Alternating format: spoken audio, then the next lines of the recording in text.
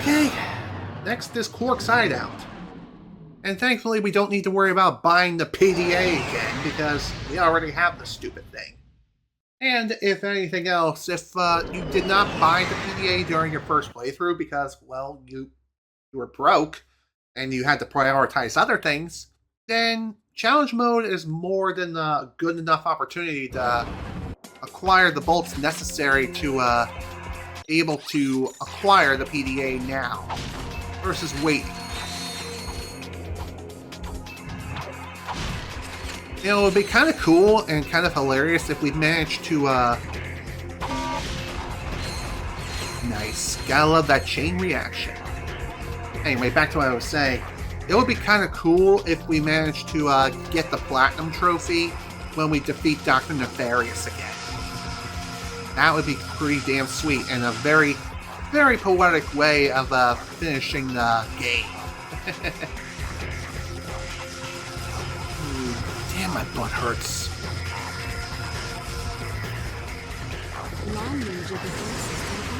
Thankfully, we don't have too much longer when it comes to acquiring the bolts necessary at this point in time. Again, we're up to 3 million, and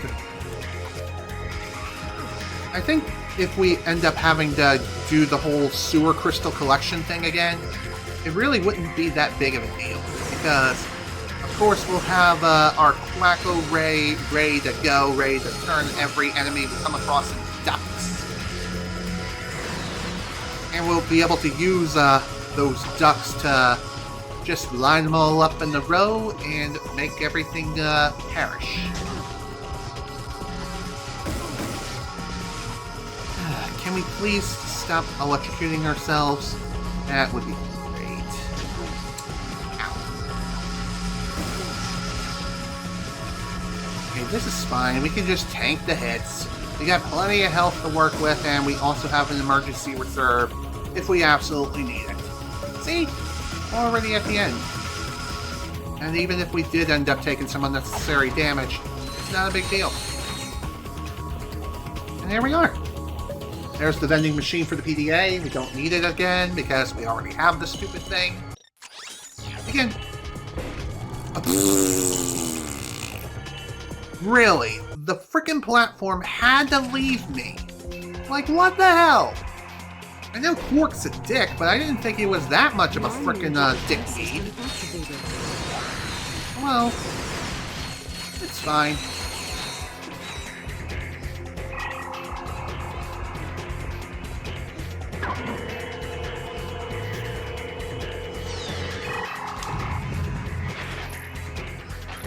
Alright, let's fire up the Rhino. Everybody loves the Rhino. It's everyone's friend. It's just like Krillin, except it's actually good. What can I say? Oh, hello. I didn't realize you were still alive. Yeah, well, quack quack to you too.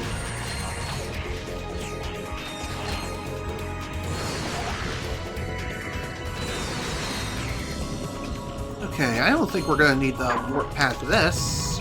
Yeah, see? Didn't think so. As long as you have the charge boost, then you'll be able to charge straight through perfectly fine.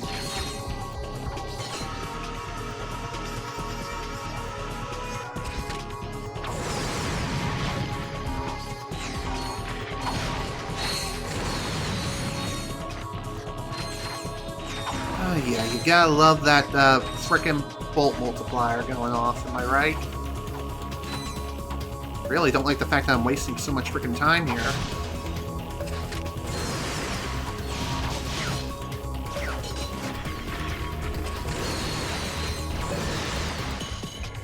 Maybe times 20 is the... Oh, never mind.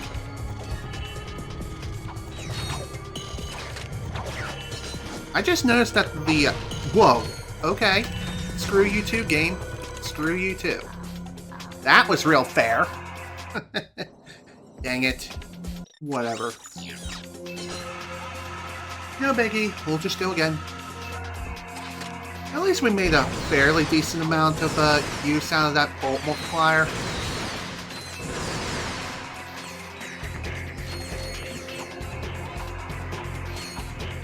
And no, if you're wondering if Ratchet being a sumo wrestler had anything to do with taking an unnecessary nap in the frickin' frozen lake,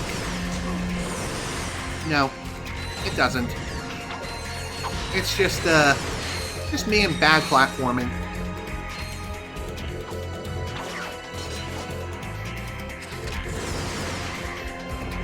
Oh, hello there. Kinda surprised that guy was still floating in the air. Neat, I guess, but at the same time, weird.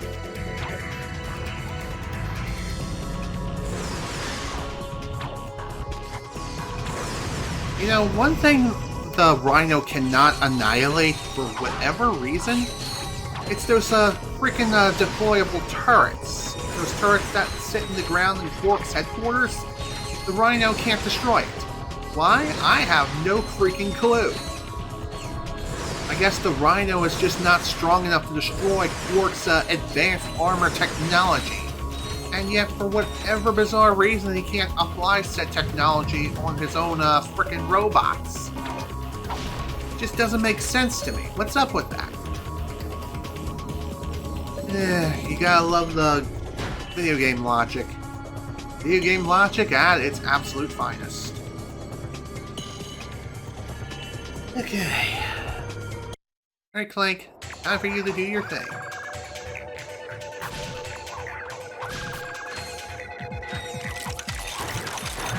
You know, I just noticed that Clank has the banana gun in his possession right now. He's not supposed to have that until a little bit later.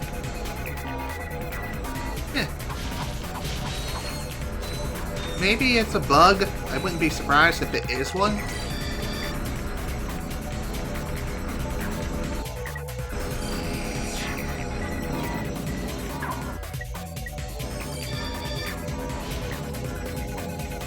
Okay, this is fine. We can work with this. I also don't know if you can increase the bolt multiplier while playing as Clank. I think you can, and I am just going completely crazy here. But I do know you can lose it if you happen to take a hit, like you would with Ratchet. I'll tell you that much.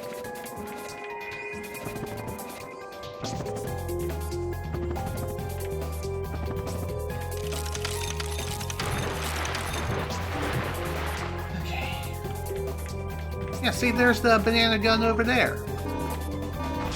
Why does Clank have it now? Is this a bug?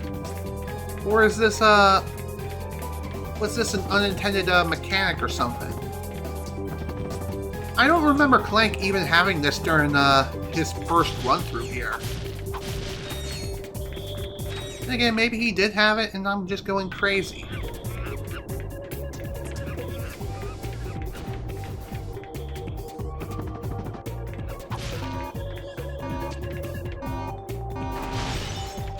There we go.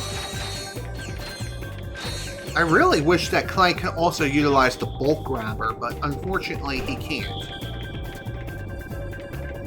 Really? That wasn't far enough? Go on, Scrunch, get the banana! Ah, boy.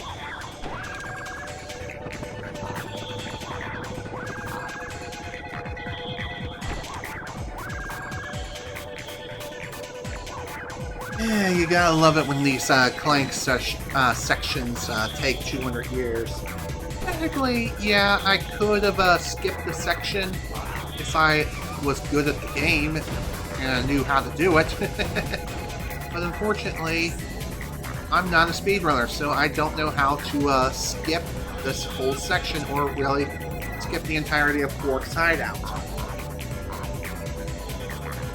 And I didn't really bother looking up how to do it either. Just because I didn't feel like doing so. Honestly. Is it a big deal? No, it isn't.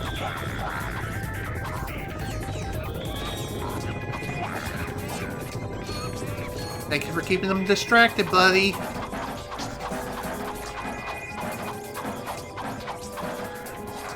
Well, that took longer than necessary for that frickin' cannon to be finished.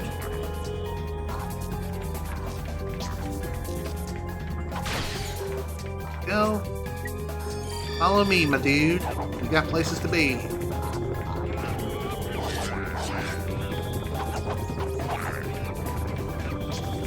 It is nice knowing that Clank is able to one-shot these guys with just a single punch. It's kind of funny if you think about it. It really makes you wonder, how strong is Clank, really? I mean, he doesn't look to be all that strong. And yet, here we are. He's able to take names, kick butt, and chew bubblegum. And he's all out of gum. Although, it does make me wonder, since a lot of the robots in this game are sentient, and they do feel things, they have feelings and emotions and stuff, do they also have a sense of taste? Can they eat food? Can they eat, like, organic foods and stuff? Like, can they eat meat? Can they eat, fruits and vegetables? Things like that. Can they do that? That would be kind of neat if they could not only do that, but also taste it. I wouldn't be surprised if that's actually true. And again, maybe there was something like that that did happen, and I just do not remember. Wouldn't be surprised.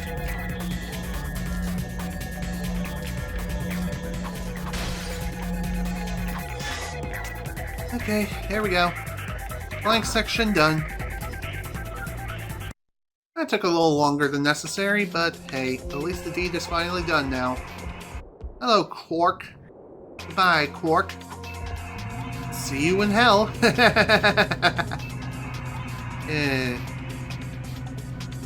Okay.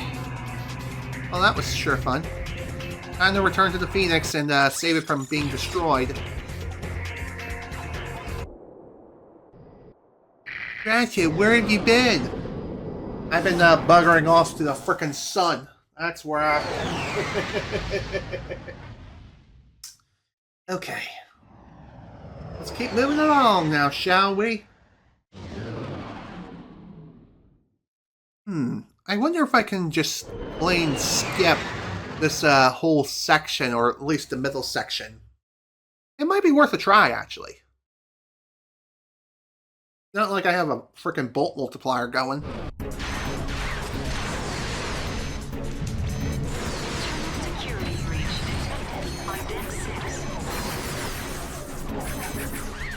Okay, let's just ignore everyone here.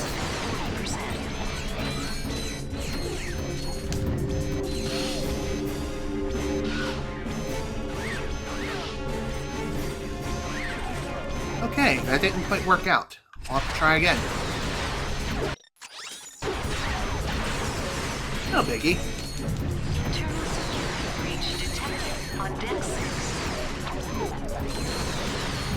You know, it really does make you wonder, why is it that we can't explore more of the Starship Phoenix? I mean, it appears to be a really big ship, and yet, for whatever reason,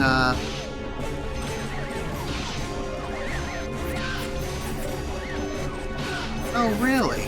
Really now?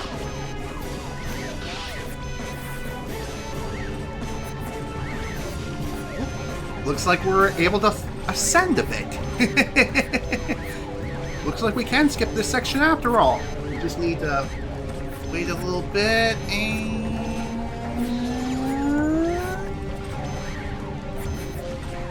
Any second now. Just need to get a little bit further. There we go! We made it! Hooray! We skipped the middle section of this whole freaking ship. Fantastic. Now we just have to not die.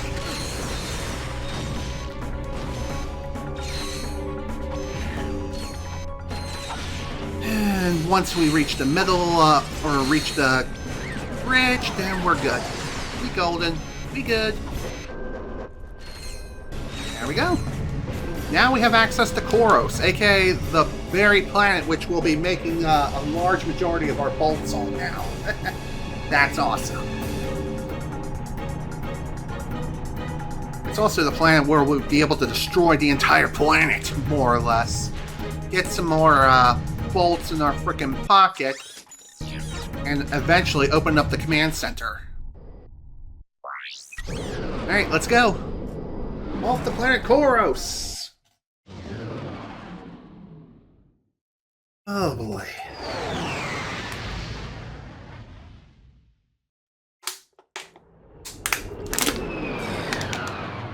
I know we haven't done a whole lot in terms of gaining bolts, and we're up to roughly 4 million, and we still have 6 million left to grind.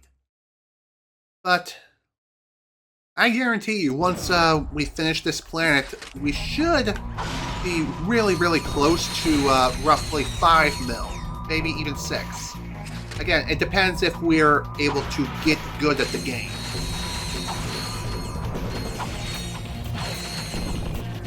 Again, all we have to do is just simply jump, jump, smash, smash, and if anything else, one thing you definitely could do is, since these objects tend to respawn upon death or even by reloading the game, one thing we could do is use like some save and quit strategies. In other words, save and load. So in other words, we can just simply play through the planet like normal, smash everything in our path, and upon finishing a loop, then we'll be able to go back. We'll be able to go back through and acquire even more bolts by destroying the place again. And we can do it repeatedly, as many times as it takes. Well, that was a waste of Rhino ammo, but who cares? All we have to do is try to maintain a times 20 multiplier. Although I said that, and unfortunately we lost the multiplier a while ago. I don't know how, but whatevs, whatevs. You could easily gain more of that multiplier back. Oh wait, I must have hit a jackpot crate and I didn't even realize. That's probably why I had such a high multiplier going.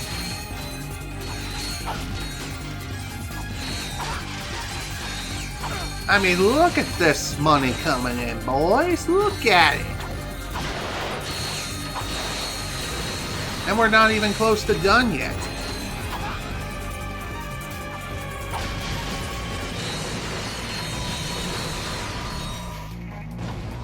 There we go. That's what I like to see. Everything dies, everything explodes. Oh yeah. It's a symphony of destruction. How the hell did I dodge those shots? I swear to God, those guys just spawned in right in the middle of me. Or right around me, rather. Oh, and by the way, if you haven't gotten the skill point for destroying all the tables on the planet, well then, this is more than a perfect enough opportunity to do just that.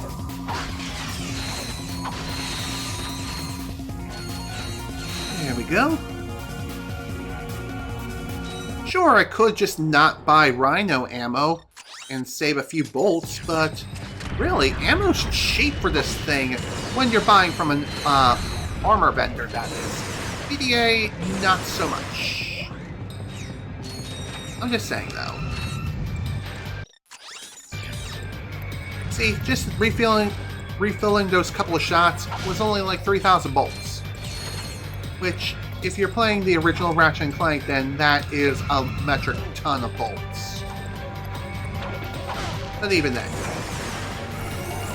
And here it is, the final Rhino, the Rhinocerator, aka the Chuck Norris cannon. Good old Chuck. So basically how this thing works, it is a literal screen. Any enemies that you see on screen, they become vaporized instantaneously. I also realized I forgot to enable the help dialogue box on the final upgrade acquisition for the Rhinocerator. Oh, so much for getting good at the game. Dang it. Oh well. Alright, I still have the warp pad available. Whoops. Oopsie daisy. Well, at least now we can start working on all of our other weapons. So, that's pretty cool. And if worse comes to worse, we can always pull out the Rhino and just completely destroy everyone around us.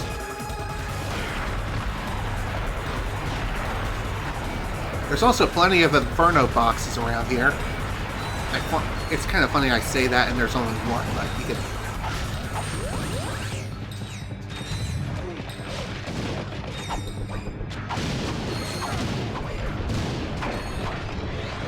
$197. We're almost maxed out when it comes to our nanotech.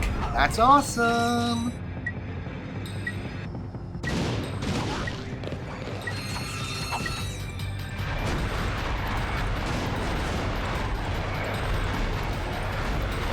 How the hell did that miss? Whatever, who cares? Enemy dead. Highest win, no more bad people. Gotta love them pink dropships, am I right? Nice. Okay. Here we go. We got ourselves the coordinates for the command center. So now we can charge straight through and, well, get ready for endgame. Believe it or not. Why don't we go ahead and do that? This way, we'll be able to clear out the command center, and when we reach Dr. Nefarious, we can just simply exit out of the fight and then just leave. We won't worry about fighting him for quite a while, or really at all. There's really no need.